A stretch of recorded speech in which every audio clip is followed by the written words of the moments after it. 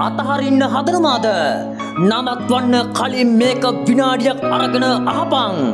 උඹට ඇති කියලා හිතෙන නවත්තලා දාන්නම හිතෙන හැම වෙලාවකම ඒ දුර්වල හිතට කියපන් උඹට මතකද උඹ පටන් ගත්තේ ඇයි කියලා.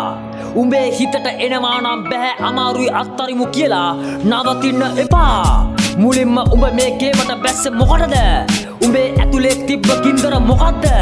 ඒ පළවෙනි දවස මතක් කරගනි. ඒක උඹව ඇවිස්සුවේ ඇයි? ඒක අතරින්නද උඹ මෙච්චර දුරක් ආවේ?